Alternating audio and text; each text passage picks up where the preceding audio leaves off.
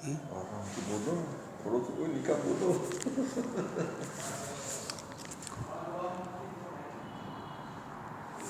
Hello, good morning dear students. आज हम BCom part second के ईएफएम के पेपर सेकंड फाइनेंशियल मैनेजमेंट के टॉपिक पूंजी बस्टन कैपिटल बस्टिंग के बारे में अध्ययन करेंगे। देखिए, किसी भी व्यावसायिक संस्थान में किए जाने वाले व्यय दो प्रकार के होते हैं, एक आयगत और दूसरे पूंजीगत व्यय। आयगत व्यय जिनका लाभ संस्था को अधिक से अधिक एक वर्ष की अवधि में प्राप्त हो जाता है, जिनका विनियोजन और नियंत्रण विभिन्न क्रियात्मक वस्तुओं के द्वारा किया जाता है और एक वित्त वर्ष की अवधि में जो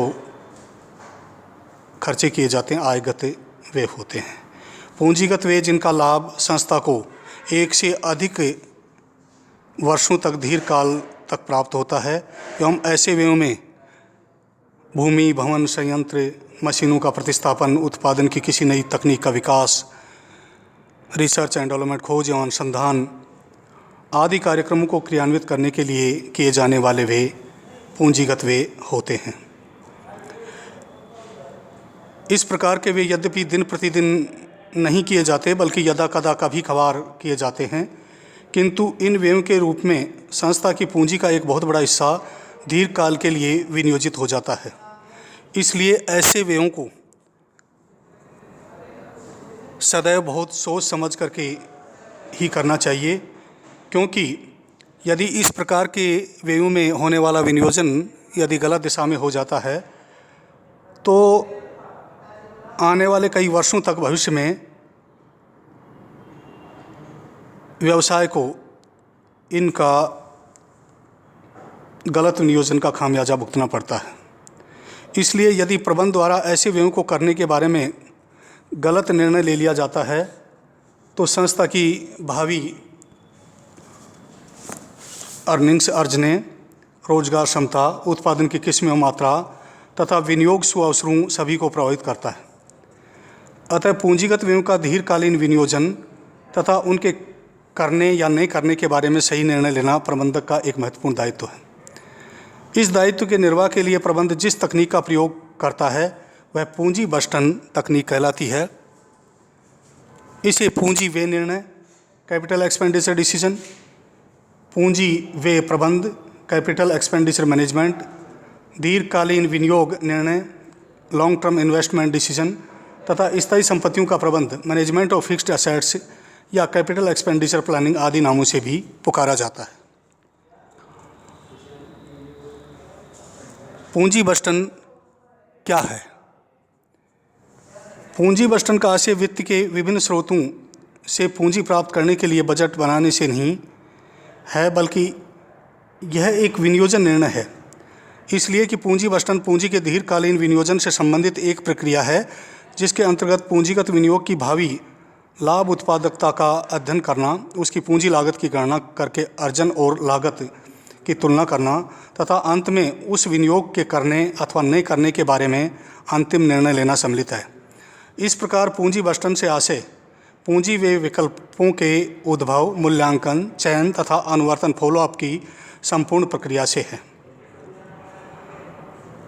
पूंजी बस्टन में संस्था की दीर्घकालीन लाभप्रद विनियोग पर प्रत्याय को अधिकतम करने के उद्देश्य से पूंजी के विस्तार का विनियोजन सम्मिलित है। अब इसके बाद हम बात करते हैं पूंजी बस्टन की प्रकृति अथवा विशेषताएं।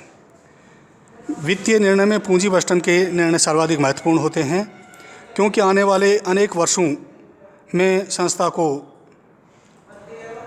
इस प्रकार के विनियोजन की परिचालन कुशलता एवं लाभप्रदता को प्रभावित करते हैं। पूंजी बस्टन निर्णयों का विशेष महत्व इनकी विशेषताओं के कारण है, जो इस प्रकार से हैं। नंबर 1, दीर्घकालीन प्रभाव। संभवतः पूंजी व्यय निर्णयों की सबसे महत्वपूर्ण विशेषता इनका संस्था की भावी लाभदायकता और लागत संरचना पर प्रभाव है। ये संस्था की वृद्धि दर एवं दिशा को प्रभावित करते हैं। एक उचित निर्णय विस्मयकारी प्रत्यय दे सकता है, जबकि गलत विनियोग निर्णय संस्था के अस्तित्व को खतरे में डाल सकता है। दूसरा है जोखिम से संबंध। कोषों के दीर्घकालीन विनियोग में अनेक प्रकार की जोखिमें निहित होती हैं। एक विनियोग प्रस्ताव के फलस्वरूप संस्था के औसत लाभों में तो वृद्धि होती है, किंतु साथ ही उसकी अर्जनों में बार बार उच्चावचन भी होते हैं। ऐसा विस्तार निरंतर शोध एवं तकनीकी विकास कारण ग्राहकों की रुचि और फैशन में परिवर्तन की वजह से होता है। परियोजना की अवधि जितनी दीर्घ होगी, जोखिम में अनिश्चितता उतनी अधिक होगी। कोषों का वृत्त आकार। पूंजी व निर्णयों में स्थायी संपत्तियों की आवाप्ति अथवा कुछ विशाल परियोजनाओं के क्रियान्वयन हेतु अधिक कोषों की आवश्यकता होती है। यह सर्वविदित है कि अधिकांश संस्थाएं ऐसे अधिक कोष उपलब्ध नहीं करा सकती, क्योंकि उनके पूंजी संसाधन सीमित होते हैं। इसलिए यह आवश्यक है कि वृत्त पूंजी कोषों का विनियोग पूर्ण मूल्यांकन के बाद ही लाभप्रद परियोजनाओं में करना चाहिए। अप्रत्यावर्ती निर्णय, इरिवर्सिबल डिसीजन। पूंजी बंटन निर्णय अप्रत्यावर्ती होते हैं तथा विनियोजित राशि वापस वसूल नहीं की जा सकती। यह इस कारण है कि पुरानी पूंजी संपत्तियों के लिए न तो कोई बाजार होता है और न ही इन संपत्तियों के अन्य किसी लाभदायक विकल्प में परिवर्तित किया जा सकता है। केवल एक ही उपाय है कि इनको गैरी हानि पर निस्तारण किया जाए। इसलिए ऐसे निर्णय परियोजना की बारीकी से विस्तृत जांच एवं मूल्यांकन करने के पश्चात ही लिए जाने चाहिए। नेक्स्ट है सर्वाधिक कठिन निर्णय। पूंजी बंटन निर्णय लेना एक दुष्कर कार्य है, क्योंकि इनका मूल्यांकन संस्था की भावी घटनाओं एवं क्रियाओं की अनिश्चितता पर निर्भर करता है। इसी तरह किसी विशेष विनियोग निर्णय के भावी लाभों एवं लागतों का मुद्रा एवं परिमाण में सही अनुमान लगाना भी कठिन होता है, क्योंकि ये लाभ एवं लागतें आर्थिक, राजनीतिक तथा तकनीकी कारणों से प्रभावित होते हैं। अतः यह निर्णय लेना उतना आसान नहीं होता है। नेक्स्ट है संस्था की प्रतिस्पर्धात्मक शक्ति पर प्रभाव। पूंजी बंटन निर्णय संस्था के भावी लाभों एवं लागतों का निर्धारण करते हैं, जो कि अंततः संस्था के प्रतिस्पर्धात्मक शक्ति को प्रभावित करते हैं। लागत संरचना पर प्रभाव। पूंजी बंटन निर्णयों के परिणाम स्वरूप एक संस्था को एक बहुत बड़ी राशि स्थायी व्ययों यथा पर्यवेक्षण व्यय, बीमा, भवन किराया, पूंजी पर ब्याज आदि के रूप में भी वहन करनी पड़ती है।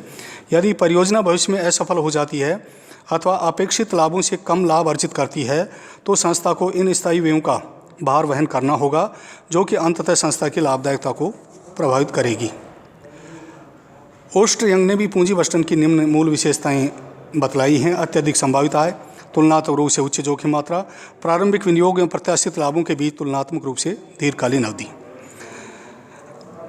अब है पूंजी बंटन के उद्देश्य अथवा महत्व, जो अलग अलग दृष्टिकोणों से अलग अलग हैं। अंशधारियों की संपदा अधिकतम करना, प्रस्तावित पूंजी व्ययों का मूल्यांकन करना, प्राथमिकता निर्धारित करना,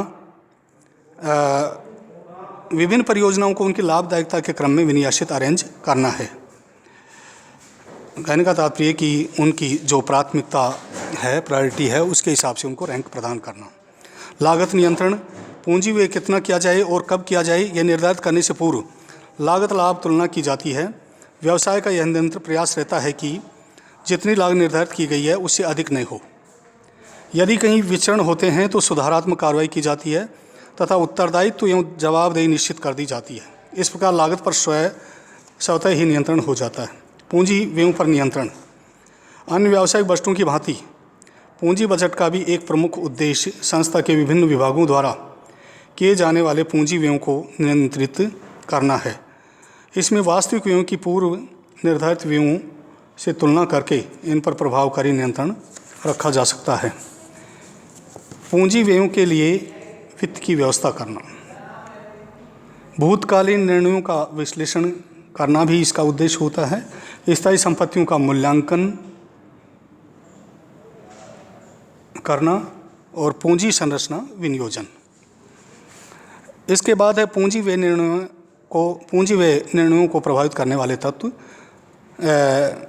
जो प्रत्यक्ष या प्रत्यक्ष रूप से पूंजी विनियोजन को प्रभावित करते हैं। वे घटक या तत्व इस प्रकार से हैं: तकनीकी परिवर्तन, प्रतिस्पर्धी की व्यवरचना, मांग पूर्वानुमान, प्रबंध का प्रकार, राजकोषीय नीति, रोकड़ प्रवाह, विनियोग में आशान्वित प्रत्याय और गैर आर्थिक घटक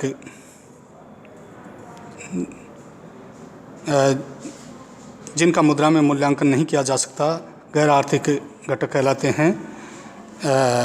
जैसे कार्यकारी स्थल को सुधारने, व्यय अनुपस्थिति में कमी तथा उत्पादकता में सुधार ला सकता है। अधिक परिचालन सुरक्षा देने वाली मशीनें भी विनियोग कर्मचारियों को चोटों से बचाकर, क्षति से बचाकर उत्पादन में सुधार ला सकते हैं। इसी के साथ आप सभी को बहुत बहुत धन्यवाद। पूंजी बंटन से संबंधित जो प्रक्रिया और विधियां हैं उनको अगले व्याख्यान में चर्चा करेंगे।